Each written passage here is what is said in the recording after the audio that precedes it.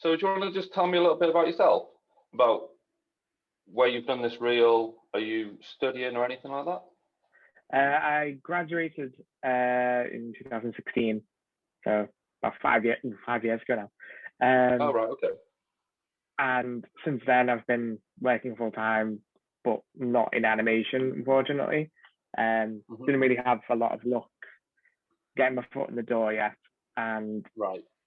during that time, I decided to move to China, and I spent like 2 years there teaching English. Brilliant. Um, and then because unfortunately of COVID, I've come back, and now I'm a teaching assistant. Right, so we crack on. Got So these are obviously it's a short reel. You've got 3 shots in here. Are these the only shots that you've done, or are these just what you feel are your best? The first one is the one that feels my best, but Yeah. the other two was because I was applying for specifically a facial animation gig at the time. Right. So they were the only ones I had for that. Other ones that I have are mostly just blocked and haven't been completed yet. Hmm. It is hard trying to find the time to balance stuff like that with a full-time job as well. Definitely, yeah. So they're the ones that I'd say are probably the more recent ones. Well, first off, I agree. Your first shot, let's just run through it as a whole so we can see the whole thing. So this is good for body mechanics.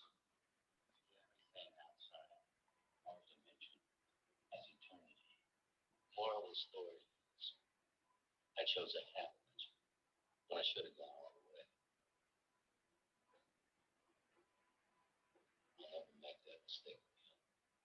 Cool. Right. Well, yeah, I agree. You know, you got the first shot, body mechanics, and then the second shot is like acting, lip sync, and then you've got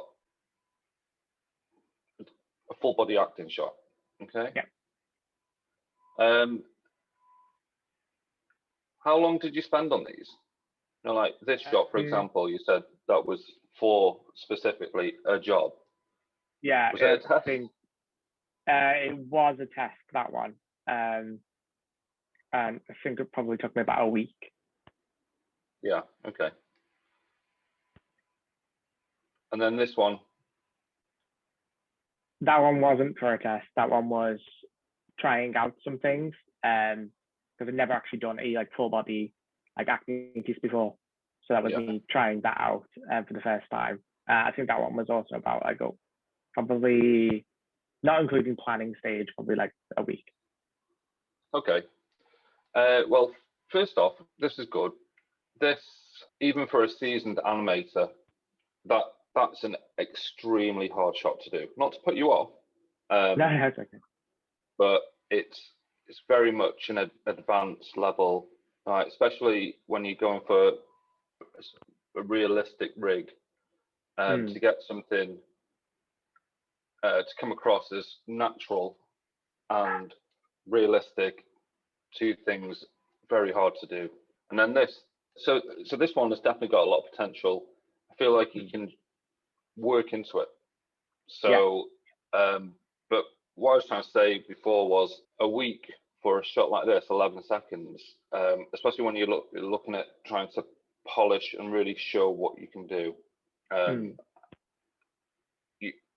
As a student, you'd expect someone to spend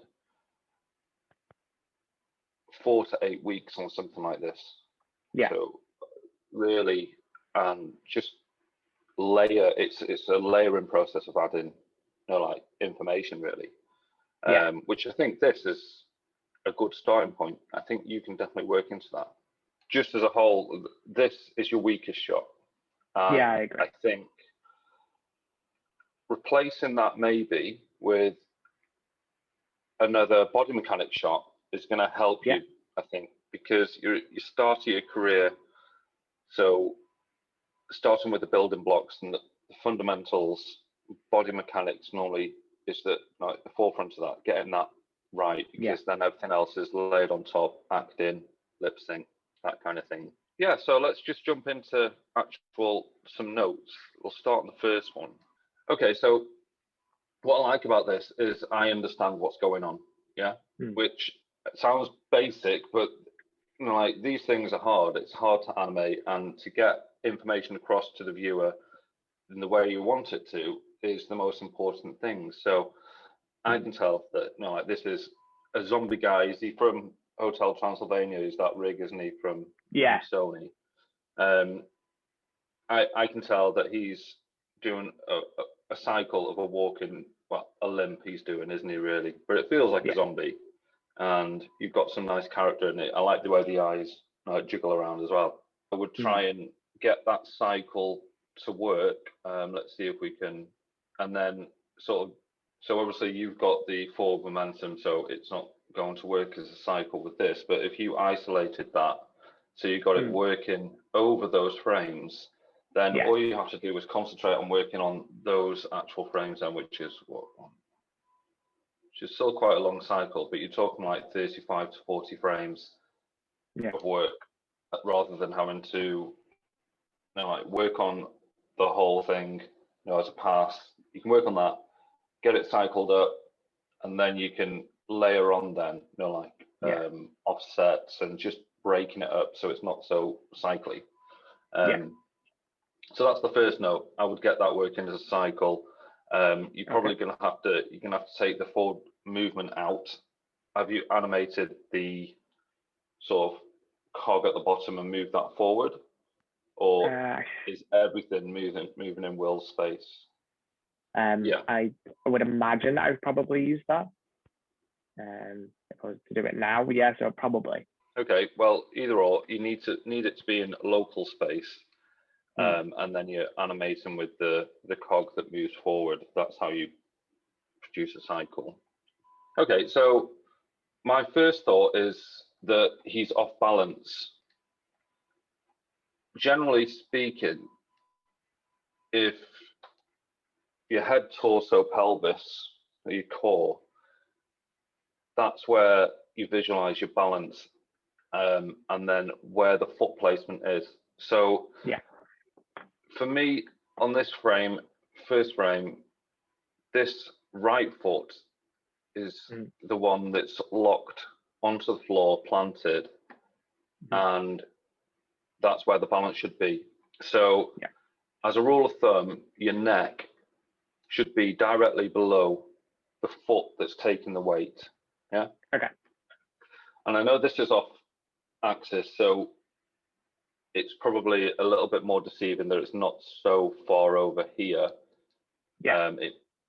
If we looked at it from the front, it wouldn't be so much, but it does feel off balance still.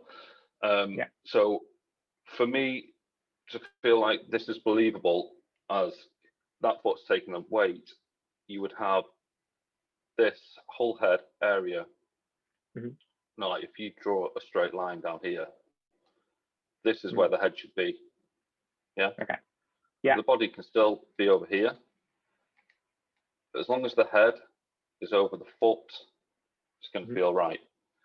That, because it runs through the whole cycle, you could do a global change with that. So if you added an animation layer and offset it all, you could do it that way.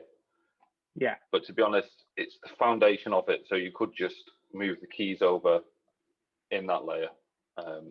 Rather than messing with animation layers so much. So that's your first one.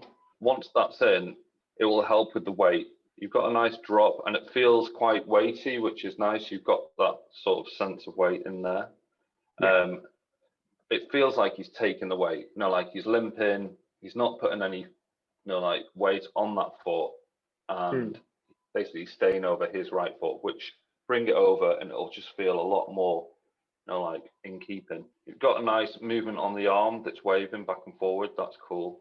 The only other big thing for me is this should feel balanced as well. So I get the whole, essentially everything on there would fall off at the moment because he's tilted like this. So everything would fall off. So your body's very good at aligning things, so keeping things balanced. So you've got your pivot point from your shoulder here, and then you've got your elbow and your wrist. All those are going to work together whilst you're doing quite a dramatic move, like when you're limping, is going to all be working in tandem to get it all in balance and stop it from falling over. So that would be the main thing that I would concentrate really on doing before you even attempted to go onto the items on top of the tray. I'd disregard that until you get that right. From here, it's all just like you've got this pose and then you're not really doing anything with it. When you think, if you've seen a waiter that was, like limping, for example, he would be moving a lot and keeping it balanced a lot. There'd be a lot of movement here to keep it all safe from falling. So, for example, if we kept this pose, first thing I would do is try and get this straight. So you got a straight here, and then try and just level that out. So then this would then everything would be level out. Then you're going from there to here, and you think for that to be level, it would be like this. So going from this to this, but we'd get there sooner, to be honest. It would almost feel locked. Do you know like how a chicken head works? If you move the body, it stays in one place. Head kind of stays in one place. If you're holding something, I haven't got anything. Well, actually, I've got a mug of tea. There you go. If I move my body around, I'm going to try and move this as little as possible, so it keeps it from spilling, moving. So, and the way you're doing that is, look, my body can move away from something. Yeah. So you've got your shoulder. So that's a part that I would look at. And the point where you'd get little movements like this is when your core and your pelvis does that big drop. So you'd like counter animate, and then you'd have an overlapping movement. When you're sending this to recruiters or studios, whatever, the first thing they're going to think is, has he got his foundations? Has he got, the principle's right? And when it comes to, is the weight feeling right over the feet? Does it feel balanced? And then you've got, that's the main issue for me here, is that that's not quite there yet.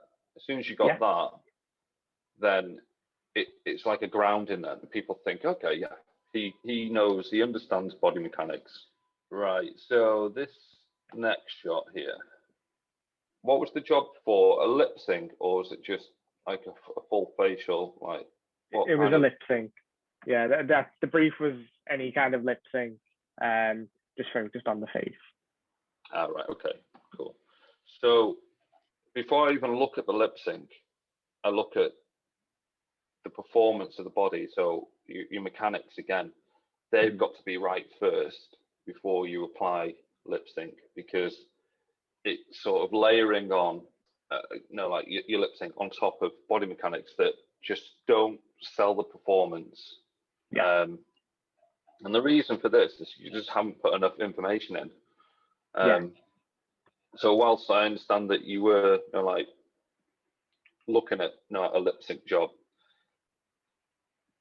50% of any lip sync performance can come from the body performance. So if your gesturing in your body and your head is right or convincing, then this is a less of an issue. You should be able to put your hand over the mouth and still feel the gesture of what he's saying and the performance of what he's saying. So when you approach this shot, what made you choose that audio track, and what was the process? Did you look at reference? Did you record yourself? All that? Recorded myself with the lip sync. Just try and get the mouth shapes. But after doing it, I realized that the mouth shapes were far too pronounced and they needed to be toned down a lot. I actually had someone who works at Cubic Motion look at it as well, and the first thing they said was the mouth shapes were just far too big and pronounced for it, which I completely agree with on that. Especially when I look at the next one, where I took that advice and made the mouth shapes a lot more realistic. Mm-hmm. Because I was taking the literal like animated survival guide, like the URs and stuff like that, and obviously they're for more of a 2D based thing, and the mouth shapes are very pronounced. Yeah.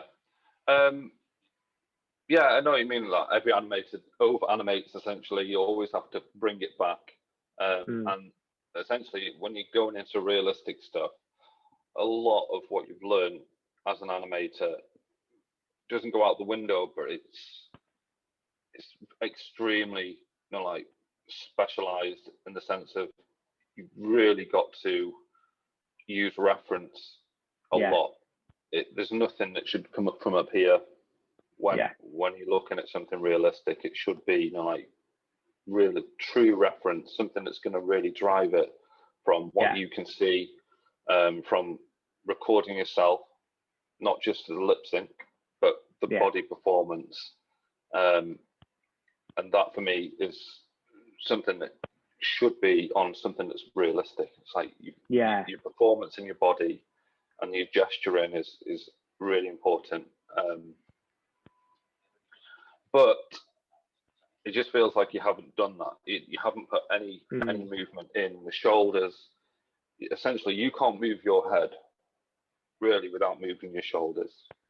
Sorry, your chest. No, all this area here, which then comes obviously from the pelvis. But I don't know, if he was sitting down, then it's all like upper body stuff, and it's coming from the chest and going to the head.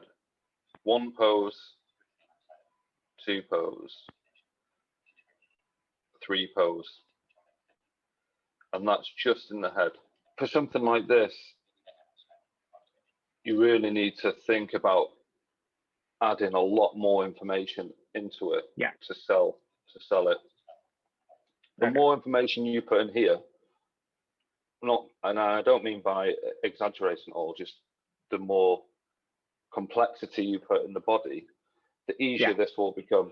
You do the body performance first, and then you layer in the facial and the lip sync. They're almost the last things you do. Everything's got to work before that. That's the complete opposite way I've done it. No, I did it the opposite way. I did all of the mouth shapes first, and then did the body stuff. Yeah, to be honest, it kind of shows that, because you can see that you've put a lot of concentration on here, and the body and the head almost feels like an afterthought. Because animators, we can all get a little bit lazy in thinking, well, it's moving, and it's following the dialogue. And then you can just layer in little bits and bobs to get things moving on screen. Yeah. But essentially, if you went the other way around there and had the body performance in there, you would have to get that performance in there before the lip sync was there. So it'd have to read as that person is saying that without them actually saying it. How I would approach something like this when I'm doing lip sync is I try and layer everything in. So when I'm going through the dialogue and listening to the sounds it's making, I kind of disregard what they're saying at this point, because I should already have the performance in there from the body. Now I'm like homed in on how much sound he's making and the shapes to make that sound. So I would go through the dialogue, and for every open mouth shape, I would get the puppet mouth working first. Yeah. For me, that if you get that right, you can get 80-90% of the lip sync feeling right just by opening it and closing at the right points. Let's do that part. So everything outside our dimension, everything outside. So it's everything outside. So there's only actually, from everything outside, there's only really two open mouths there, as in movements of the jaw. Everything else is generally done with the lip shapes and subtle movement, but you're getting the big movements first of everything outside. Yeah? Yeah. So once you've got that, then you can start looking at your phoneme shapes, and that is your like these kind of shapes, and then your Yeah. oohs and or that, and then you've got your p, like this kind of pucker of the lips, p and b. Those things then can all be layered in, and then it gets a bit more like a structure and how you, you know, like go forward with, you know, like layering things in. So Yeah. as much as you can type in phonemes into Google, and it'll give you some mouth shapes. They're going to be over expressive and over characterized, but it'll give you a good idea of the overall shapes that you need. And it, for me, it's E and O and yeah, Yeah. and then R, like that. Yeah. With those 3 or 4 mouth shapes, you could do this to a level of blocking it in, and then it's just a matter of blending them together and getting them, you know, like on timing right.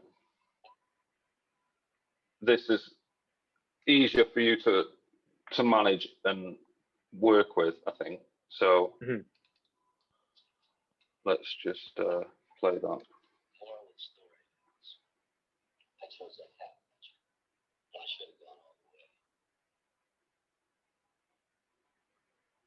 I'll never make that mistake again. Cool. So this for me, if you know, like you brought this to me at a stage of animation of where I was working with you as a lead or whatever, I'd see this as a block-in pass. I wouldn't see this as a polish. It hasn't got enough information in there to really sell what's going on as a performance. It feels like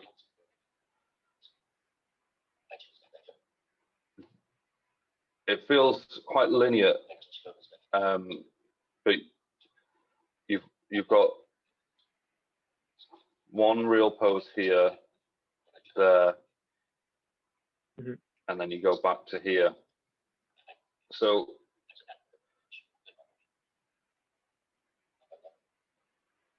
it feels like that there isn't any information in between these master poses, these golden poses that you've got, which should tell the story. Yeah. Which do. You know, like when I look at this, it kind of he's pointing and he's slouched over. Yeah. And then he rises up. What does it say here?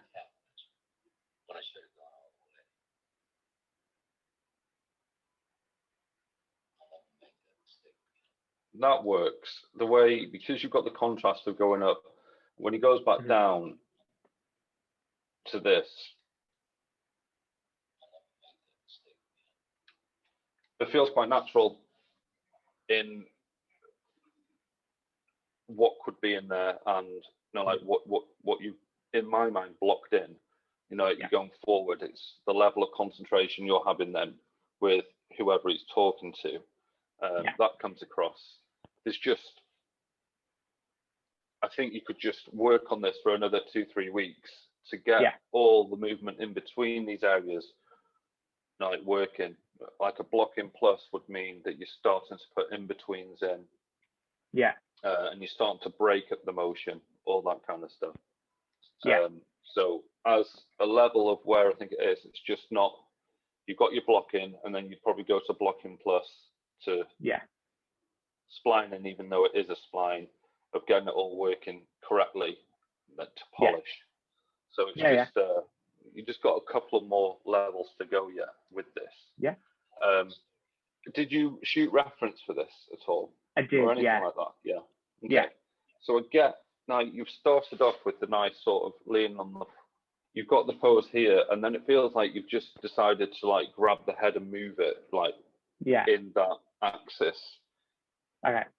Do you know what I mean? And those kind of things, it doesn't feel like you've thought about putting that information in. It's like you've just done it so it looks like it's the easy route to do. You know, like just going like that. Doesn't feel like it's part of the whole performance, is why he's moving his head. And because of that, and you've just got these isolated motions, it doesn't feel all connected. So it doesn't feel alive. Yeah? Yeah. So I'd look back I at see your what you mean. reference really Yeah, and start seeing how things break up. You've got a rise. Now you're putting an anticipation here, aren't you? So that's the yeah, kind of thing that you should be thinking about. How you get from one point to another, which is nice, you know. You're anticipating the movement and like you're building, and that essentially is going to help give that sense of weight. So, but yeah, you could definitely break it up more. It feels like you've just done it in the chest yeah, and then you've moved up.